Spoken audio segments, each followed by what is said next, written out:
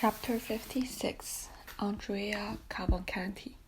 The Count of Monte Cristo entered the adjoining room, which Baptistin had designated as the Blue Drawing Room, and found there a young man of graceful demeanor and elegant appearance, who had arrived in a fiacre about a half an hour previously. Baptistin had not found any difficulty in recognizing him. He was certainly the tall young man with light hair, red beard, black eyes, and brilliant complexion, whom his master had so particularly described to him. When the Count entered the room, the young man was carelessly stretched on a sofa, tapping his foot with the gold-headed cane which he held in his hand. On perceiving the Count, he rose quickly. "The Count of Monte Cristo, I believe," said he. "Yes, sir, and I think I have the honor of addressing Monsieur le Viscount Andrea Cavalcanti." "Viscount Andrea Cavalcanti," repeated the young man, accompanying his words with a bow. "You are charged with a letter of introduction addressed to me, are you not?" said the Count. "I did not mention that because the signature seemed to me so strange. Sinbad the sailor, is it not?" "Exactly so. Now I have never known any Sinbad, with the exception of the one in the Arabian Nights." "Well, it is one of his descendants, and a great friend of mine. He is a very rich Englishman, eccentric almost to insanity, and his real name is Lord Wilmore." "Ah, indeed, that explains everything," said Andrea. "That is extraordinary." "He is, then, the same Englishman whom I met at—" "Yes, very well. Monsieur le Comte, I am at your service."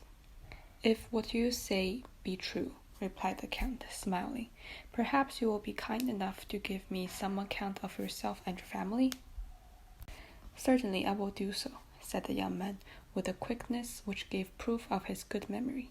"I am, as you have said, the Viscount Andrea Cavalcanti, son of Major Bartolomeo Cavalcanti, a descendant of the Cavalcanti, whose names are inscribed in the Golden Book at Florence. Our family, although still rich, for my father's income amounts to 500,000, has experienced many misfortunes. I myself was, at the age of 5 years, taken away by a treachery of my tutor, so that for 15 years I have not seen the author of my existence. Since I have arrived at years of discretion and become my own master, I have been constantly seeking him, but all in vain.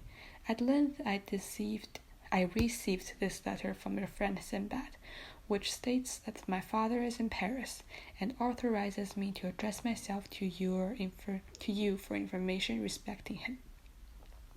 Really, all you have related to me is exceedingly interesting," said Monte Cristo, observing with a gloomy satisfaction this youth, beautiful as a fallen angel. "And you have done well to conform in everything to the wishes of my friend Sinbad, for your father is indeed here and is seeking you." The Count, for the moment of his first entering the drawing-room, had not once lost sight of the expression of the young man's countenance. He had admired the assurance of his look and the firmness of his voice, but at these words, so natural in themselves, "Your father is indeed here, and is seeking you," young Andrea started, and exclaimed, Is my father here?" "Most undoubtedly," said Monte Cristo. "Your father, the Major Bartolomeo Cavalcanti." The expression of terror which for the moment had overspread the features of the young man had now disappeared. "Ah, yes, that is the name, certainly, Major Bartolomeo Cavalcanti. And you really mean to say, Monsieur le Comte, that my dear father is here?" "Yes, sir, and I can even add that I have only just left his company. The history which he related to me of his lost son touched me to the quick. Indeed, his griefs, hopes, and fears on that subject might furnish material for a most touching and pathetic poem. At length, he one day received a letter, stating that the parties who had deprived him of his son now offered to restore him, or at least to give notice where he might be found, on condition of receiving a large sum of money, by way of ransom. Your father did not hesitate an instant, and the sum was sent to the frontier of Piedmont, with the passport signed for Italy. You were in the south of France, I think? Yes, replied Andrea, with an embarrassed air. I was in the south of France. A carriage was to wait you at Nice? Precisely so. It conveyed me from Nice to Grenoble, and from Genoa to Turin, from Turin to Chambéry, from Chambéry to Pont de Beauvoisin, and from Pont de Beauvoisin to Paris. Indeed, then your father ought to have met with you on the road, for it is exactly the same route which he himself took, and that is how we have been able to trace your journey to this place. But, said Andrea, if my father had met me, I doubt if he would have recognized me. I must be somewhat altered since he last saw me. Oh, the voice of nature, said Monte Cristo. True, interrupted the young man. I had not looked upon it in that point of view. Now, replied Monte Cristo, there is only one source of uneasiness left in your father's mind, which is this: he is anxious to know how you have been employed during your long absence from him, how you have been treated by your persecutors, and if they have conducted themselves toward you with all the deference due to your rank. Finally, he is anxious to see if you have been fortunate enough to escape the bad moral influence to which you have been exposed, and which is infinitely more to be dreaded than any physical suffering. He wishes to discover if the fine abilities with which nature had endowed you have been weakened by want of culture, and, in short, whether you consider yourself capable of resuming and retaining in the world the high position to which your rank entitles you.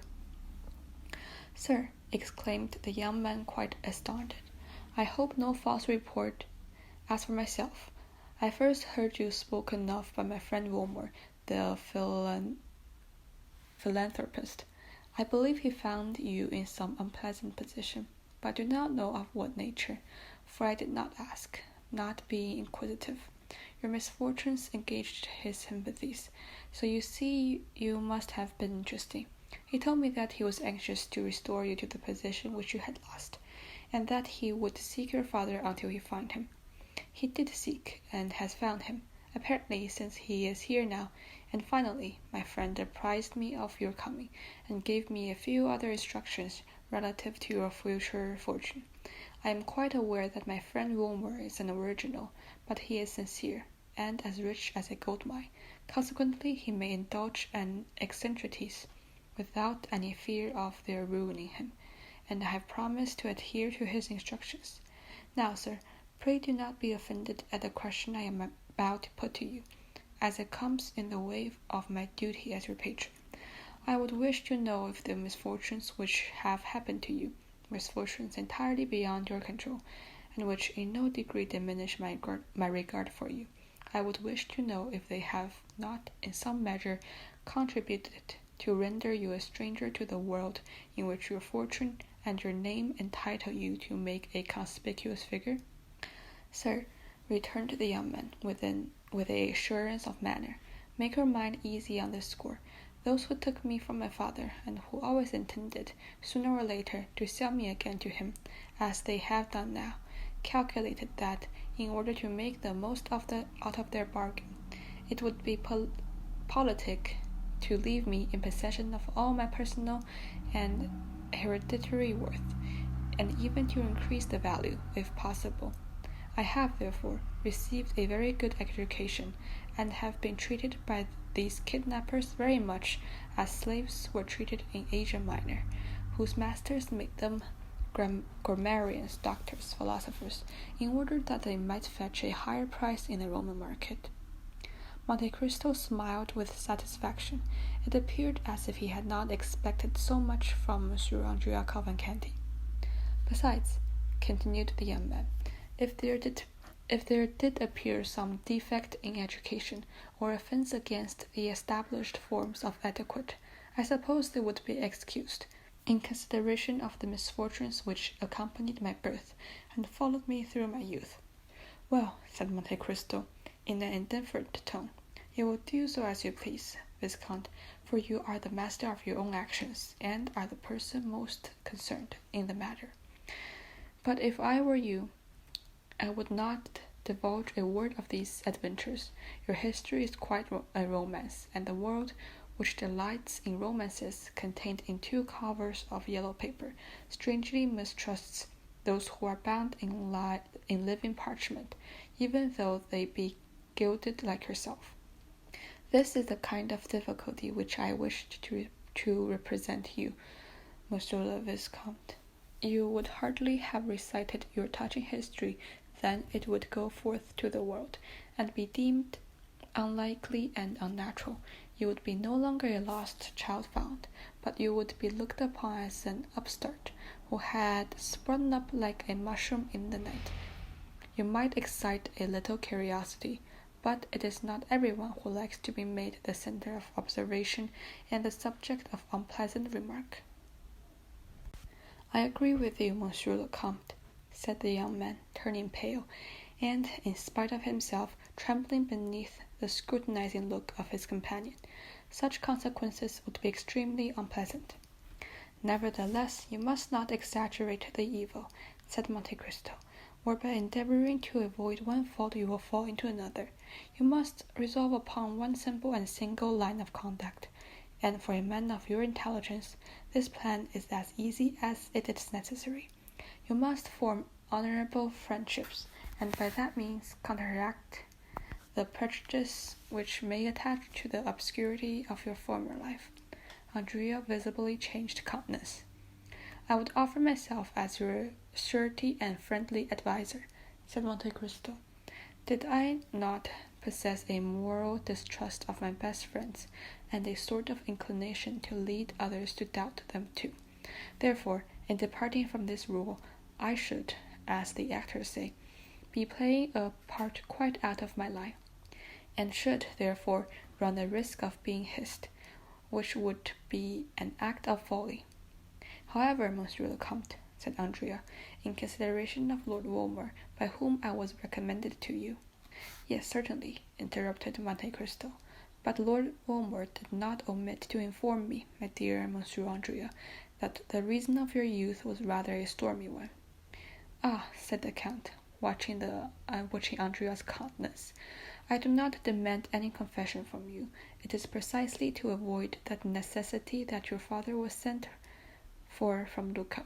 You shall soon see him. He is a little stiff and pompous in his manner, and he is disfigured by his uniform. But when it becomes known that he is in the Austrian service, all that will be pardoned. We are not generally very severe with Austrians. In short, you will find your father a very presentable person, I assure you. Ah, sir, you have given me confidence. It is so long since we separated that I have not the least remembrance of him. And besides, you know that in the eyes of the world a large fortune covers all defects. He is a millionaire. His income is 500,000 francs. Then, said the young man with anxiety, I shall be sure to be placed in an agreeable position. One of the most agreeable possible, my dear sir. He will allow you an income of 50,000 livres per annum during the whole time of your stay in Paris. Then in that case I shall always choose to remain here. You cannot control circumstances, my dear sir. Man proposes and God disposes, Andrea sighed. But, said he, so long as I do remain in Paris, and nothing forces me to quit it, do you mean to tell me that I may rely on receiving the sum you just now mentioned to me? You may. Shall I receive it from my father? Asked Andrea, with some uneasiness. Yes, you will receive it from your father personally, but Lord Wilmore will be the security for the money. He has, at the request of your father, opened an account of 5,000 francs a month at Monsieur Danglars', which is one of the safest banks in Paris. And does my father mean to remain long in Paris? Asked Andrea. Only a few days, replied Monte Cristo. His service does not allow him to be absent for more than 2 or 3 weeks together. Ah, my dear father, exclaimed Andrea, evidently charmed with the idea of his speedy departure. Therefore, said Monte Cristo, feigning to mistake his meaning, Therefore I will not for another instant retard the pleasure of your meeting, as you prepared to embrace your worthy father. I hope you do not doubt it. Go then into the drawing-room, my young friend, where you will find your father awaiting you." Andrea made a bow to the Count and entered the adjoining room. Monte Cristo watched him till he disappeared, and then touched a spring made to look like a picture, which, in sliding partially from the frame, discovered to view a small interstice, which was so cleverly contrived that it revealed all that was passing in the drawing-room, now occupied by Cavalcanti and Andrea. The young man closed the door behind him and advanced toward the Major, who had risen when he heard steps approaching. "Ah, my dear father," said Andrea in a loud voice, in order that the Count might hear him in the next room. "Is it really you?" "How do you do, my dear son?" said the Major gravely. "After so many years of painful separation," said Andrea in the same tone of voice, and glancing toward the door, "what a happiness it is to meet again." "Indeed it is, after so long a separation." "Will you not embrace me, sir?" said Andrea.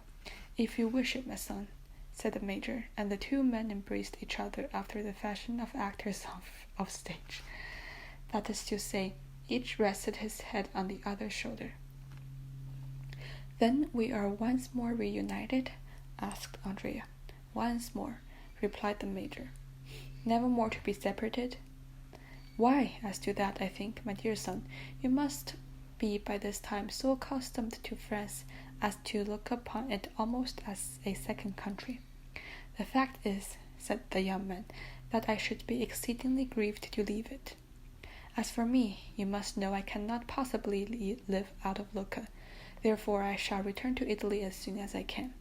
But before you leave France, my dear father, I hope you will put me in possession of the documents which will be necessary to prove my descent."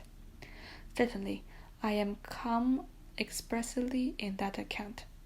It has cost me much trouble to find you, but I had resolved in giving them into your hands, and if I had to recommence my search, it would occupy all the few remaining years of my life." "Where are the papers, then?" said Andrea. "Here they are." Andrea seized the certificate of his father's marriage and his own baptismal register, and after having opened them with all the eagerness which might be expected under the circumstance, he read them with a facility which proved that he was accustomed to similar documents, and with an expression which plainly denoted the unusual interest in the contents. When he had perused the document, an indefinable expression of pleasure lighted up his countenance, and looking at the Major with a most peculiar smile, he said, in a very excellent Tuscan, "Then there is no longer any such thing in Italy as the galleys?" The Major drew himself up to his full height. "Why, what do you mean?" I mean that if there were, it would be impossible to draw up with impunity such deeds as these. In France, my dear sir, for half of this, you would be so quickly dispatched to Toulon for 5 years, for change of air." "Will you be good enough to explain your meaning?" said the Major, endeavoring as much as possible to assume an air of greatest majesty. "My dear Monsieur Cavalcanti," said Andrea, taking the Major by the arm in a confidential manner, "how much are you paid for being my father?" The Major was about to speak, when Andrea continued in a low voice, "Nonsense. I am going to set you an example of confidence. They give me 50,000 francs a year to be your son. Consequently, you can understand that it is not at all likely I shall ever deny my parent." The Major looked anxiously around him. "Make yourself easy, we're quite alone," said Andrea. "Besides, we're conversing in Italian." "Well then," replied the Major, "they paid me 50,000 francs down." "Monsieur Cavalcanti," said Andrea, "do you believe in fairy tales?" "I used not to do so, but I really feel now almost obliged to have faith in them." "You have, then, been introduced to alter your opinion. You have some proofs of their truth?" The Major drew from his pocket a handful of gold. "Most palpable proofs. said he, as you may perceive. You think, then, that I may rely on the Count's promises? Certainly I do. You are sure he will keep his word with me? To the letter. But at the same time, remember, we must continue to play our respective parts. I as a tender father, and I as a dutiful son, and they choose that I shall be descended from you. Who do you mean by they? Ma foi, I can hardly tell, but I was alluding to those who wrote the letter. You received one, did you not? Yes. From whom? From a certain Abbé Busoni. Have you any knowledge of him? No, I have never met him. What did he say in the letter? You will promise not to betray me. Rest assured of that. You well know that our interests are the same. Then read for yourself. And the Major gave a letter into the young man's hand. Andrea read in a low voice. You are poor. A miserable old age awaits you. Would you like to become rich, or at least independent? Set out immediately for Paris, and demand of the Count of Monte Cristo, Avenue de Champs-Élysées, number 30, the son whom you had by the Marquise Corsinari, and who was taken from you at 5 years of age. This son is named Andrea Cavalcanti, in order that you may not doubt the kind of intentions of the writer of this letter. You will find enclosed an order of 2,400 francs, payable in Florence, at the house of Monsieur Gauzy. Also, a letter of introduction to Monsieur le Comte de Monte Cristo, on whom I give you a draft of 48,000 francs. Remember to go to the Count on the 26th of May at 7 o'clock in the evening. Signed, Abbé Busoni. It is the same. What do you mean? Said the Major. I was going to say that I received a letter almost to the same effect. You? Yes. From Abbé Busoni? No. From whom, then? From an Englishman called Lord Wilmore, who takes the name of Sinbad the Sailor, and of whom you have no more knowledge than I of the Abbé Busoni. You're mistaken. There I am in advance of you. You have seen him, then? Yes, once. Where? Ah, that is just what I cannot tell you. If I did, I should make you as wise as myself, which is not my intention to do so. And what did the letter contain? Read it. You are poor. Your future prospects are as dark and gloomy. Do you wish for a name? Should you like to be rich and your own master? Ma foi, said the young man, was it possible there could be two answers to such a question? Take the post-chaise which you will find awaiting at the Porte de Genies. As you leave Nice, pass through Turin, Chambéry, and Pont de Beauvoisin. Go to the Count of Monte Cristo, Avenue de Champs-Élysées, on the 26th of May, at 7 o'clock in the evening, and demand him of your father. You are the son of the Marquise Cavalcanti and the Marquise Olivia Corsinari. The Marquise will give you some papers which will clarify this fact, and authorize you to appear under the name in the Parisian world. As to your rank, the annual income of 50,000 livres will enable you to support it admirably. I enclose a draft for 5,000 livres, payable on Enferia, banker at Nice, and also a letter of introduction to the Count of Monte Cristo, whom I have directed to supply all your wants. Sinbad the Sailor. Humph, said the Major. Very good. You have seen the Count, you say? I have only just left him. And has he conformed to all which the letter specified? He has. Do you understand it? Not in the least. There is a dupe somewhere. At all events, it is neither you nor I. Certainly not. Well then, why, it does not much concern us. Do you think it does? No, I agree with you there. We must play the game to the end, and consent to be blindfold. Ah, you shall see. I promise you I will sustain my part to admiration. I never once doubted your doing so. Monte Cristo chose this moment for re-entering the drawing-room. On hearing the sound of his footsteps, the two men threw themselves in each other's arms, and in the midst of his embrace, the Count entered. Well, Marquis, said Monte Cristo, you appear to be in no way disappointed in the son whom your good fortune has restored to you. Ah, Monsieur le Comte, I am overwhelmed with delight. And what are your feelings? said Monte Cristo, turning to the young man. As for me, my heart is overflowing with happiness. Happy father, happy son, said the Count. There is only one thing which grieves me, observed the Major, and that is the necessity there is for my leaving Paris so soon. Ah, my dear Monsieur Cavalcanti, I trust you will not leave before I have had the honor of presenting you to some of my friends. I am at your service, sir, replied the Major. Now, sir, said Monte Cristo, addressing Andrea, make your confession. To whom? Tell Monsieur Cavalcanti something of the state of your finances. Ma foi, Monsieur le Comte, you have touched upon a tender chord. Do you hear what he says, Major? Certainly I do. But do you understand? I do. Your son says he requires money. Well, what would you have me to do? Said the Major. You should furnish him with some, of course, replied Monte Cristo. I? Yes, you, said the Count, at the same time advancing toward Andrea and slipping a packet of banknotes into the young man's hand. What is this? It is from your father. From my father? Yes. Did you not tell him just now you wanted money? Well then, he deputes me to give you this. Am I to consider this as part of my income and account? No, it is for the first expense of your settling in Paris. Ah, how good my dear father is. Silence, said Monte Cristo. He does not wish you to know that it comes from him. I fully appreciate his delicacy, said Andrea, cramming the notes hastily into his pocket. And now, gentlemen, I wish you good morning, said Monte Cristo. And when shall we have the honor of seeing you again, Monsieur le Comte? Asked Cavalcanti. Ah, said Andrea, when may we hope for that pleasure? On Saturday, if you will. Yes, let me see. Saturday.